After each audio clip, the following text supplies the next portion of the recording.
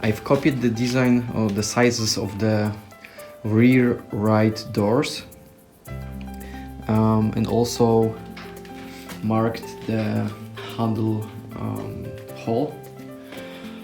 Okay, so then I glued it, sticked it to this board, and we'll be cutting this. Okay,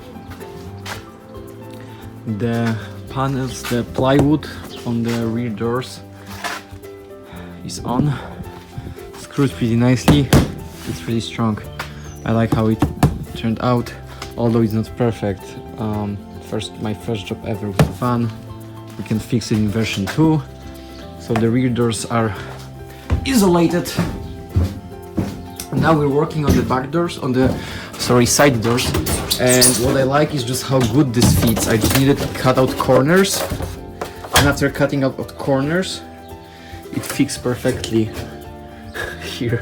And it feels so good when it fits perfectly. And now we need to mount this to the door. So let me show you what I'm doing. A bunch of stuff, a little bit dirty. This is what I'm doing. This is double-sided tape. You saw it before on my video with the fans, and I'm using it to mount basically something like this.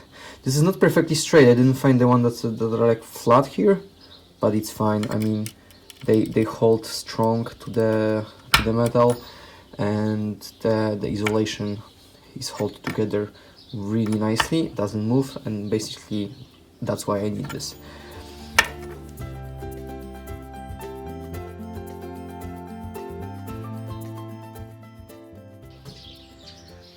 Okay, this is installed, and now what we have to do, we have to put the bubble aluminum foil on top of it, glue it together with aluminum tape, just as we did on the rear doors. And then the hardest part is cutting out the plywood template for that. For cutting out the plywood template, we're using brown paper.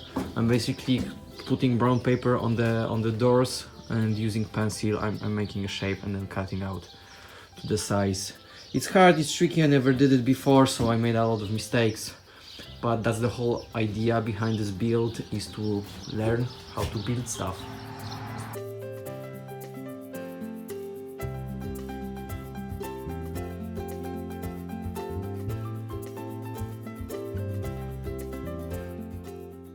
I'm repainting the handles for the doors. The one that I could unscrew, and the one from the side doors was not easy to unscrew, so I painted it there, just using standard spray black paint.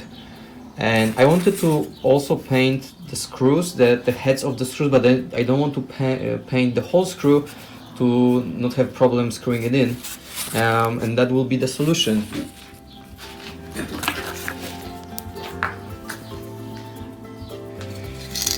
So this way we'll just paint the top of the screws.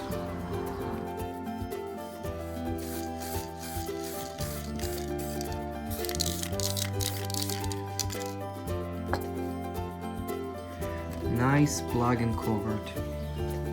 I forgot to show you before I even started with insulation and the fans on the roof, I installed the new radio, so we don't have this crappy screen from the rev camera.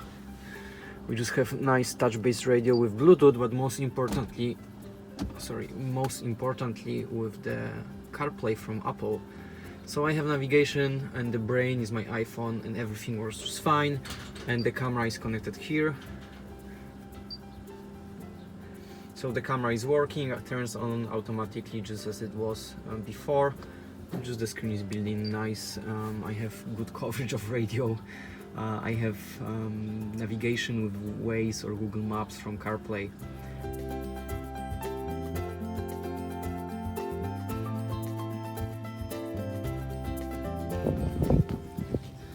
Okay, solar panels, we put it on the PVC plastic half centimeters plate. So it's flat here, and that means when I have a solar panel that are glued and screwed, there is Sika Flex with a primer on the bottom and on the panels, and then the Sikaflex silicone. This holds really strong. So we have 5 panels. Some of them are connected, so this one is nicely connected and goes here. We connected only 2 for now because I ran out of the cable. I need to order more cables like this. So this takes 5 panels input, switches to 1, and then this looks really dirty. I had to do it, doesn't matter. This goes inside the van.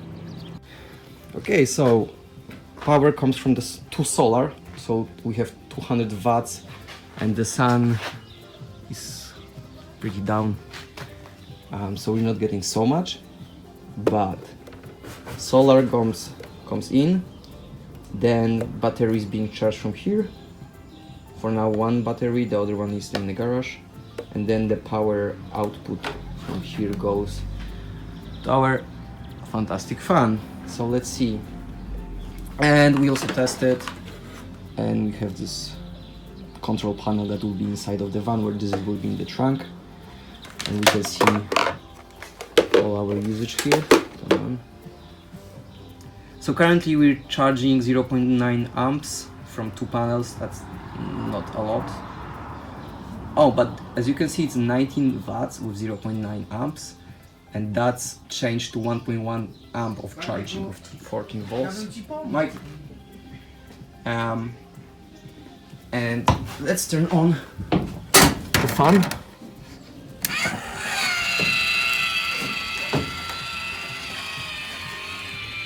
And now our usage will go up.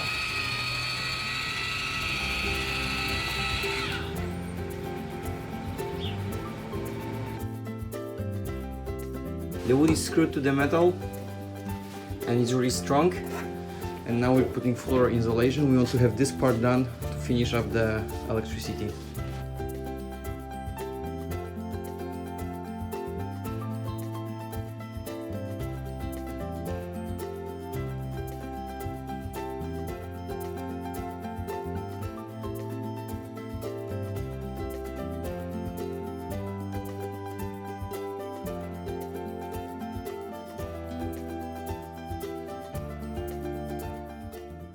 Now 2 more pieces here and there.